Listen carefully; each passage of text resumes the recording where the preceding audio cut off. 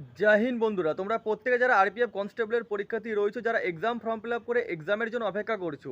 তো আজকে কিন্তু তোমাদের আমি আরপিএফ কনস্টেবল এক্সাম ডেট নিয়ে কিছু তোমাদের গুরুত্বপূর্ণ কথা বলবো, যেগুলো কিন্তু তোমাদের একদম থেকে লাস্ট পর্যন্ত শোনা খুবই দরকারি।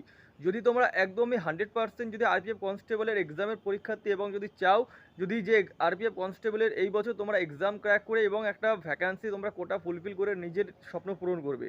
কারণ তোমাদের কিন্তু বিশেষ কিছু ভিডিও দ্বারা কিন্তু তোমাদের যে এক্সাম ডেট সম্বন্ধিত কিন্তু তোমাদের বিভ্রান্ত করা হচ্ছে।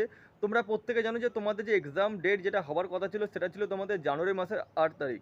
কিন্তু বিশেষ কিছু কারণের জন্য কিন্তু তোমাদের ডেটটা পেন্ডিং হয়ে গেল এবং কিন্তু ডেটটা এখনও পর্যন্ত তোমাদের জানা যায়নি যে তোমাদের এক্সাম ডেটটা কবে হবে। সব থেকে বড় আশ্চর্যজনক ব্যাপারটা হচ্ছে গিয়ে তোমাদের যে আরপিএফ কনস্টেবলের যে কতজন পরীক্ষার্থী তোমাদের ফর্ম ফিল আপ করেছে, কতজন পরীক্ষার্থী তোমাদের এক্সাম ফর্ম ফিল আপ করেছে, অর্থাৎ অ্যাপ্লিকেশন স্ট্যাটাসটাই কিন্তু এখনও পর্যন্ত তোমাদের জারি হয়নি, তোমাদের আউট হয়নি। অর্থাৎ সেটা কিন্তু একটা আনএক্সপেক্টেড। যতটা ভেবেছিল যে আরপিএফ বোর্ড যতটা ভেবেছিল যে তোমাদের যে পরীক্ষার্থী ফর্ম ফিল আপ করবে তার থেকে কিন্তু প্রচুর বেশি ক্যান্ডিডেট কিন্তু তোমাদের এক্সাম ফর্ম ফিল আপ করেছে। যার কারণে কিন্তু এখনও পর্যন্ত তোমাদের অ্যাপ্লিকেশান স্ট্যাটাস কিন্তু এখনও জারি হয়নি।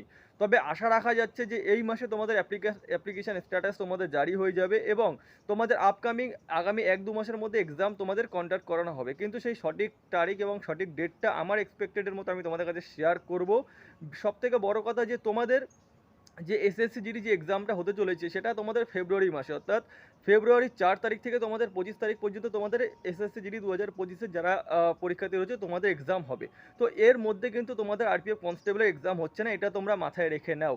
অর্থাৎ তোমাদের যে এক্সামটা সেটা কিন্তু তোমাদের মার্চ মাসের ফার্স্ট সেকেন্ড উইক থেকে তোমাদের স্টার্ট হবে।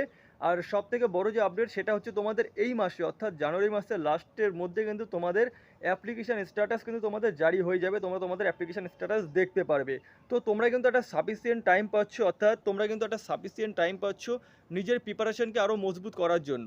কারণ অ্যাপ্লিকেশান স্ট্যাটাস অর্থাৎ যারা অ্যাপ্লিকেশান ফর্ম ফিল আপ করেছে এতটাই তোমাদের বেশি পরিমাণে অ্যাপ্লিকেশান ফর্ম ফিল আপ হয়ে গেছে, যার কারণে কিন্তু যে এক্সাম ডেট সেটা কিন্তু তোমাদের পেন্ডিং হয়ে রয়েছে। অ্যাপ্লিকেশান স্ট্যাটাস কিন্তু তোমাদের যেটা রয়েছে সেটা কিন্তু এখনও পর্যন্ত আউট হয়নি। তো তোমরা কিন্তু একটা সাফিসিয়েন্ট টাইম পাচ্ছ, অর্থাৎ মার্চ মাস মানে এখনও তোমাদের হাতে 1.5-2 মাস তোমাদের পড়ে রয়েছে। তো সেরকম বেস করে নিজের প্রিপারেশনকে আরও মজবুত করো যদি আরপিএফ কনস্টেবল এই বছরটা চাকরি পেতে চাও।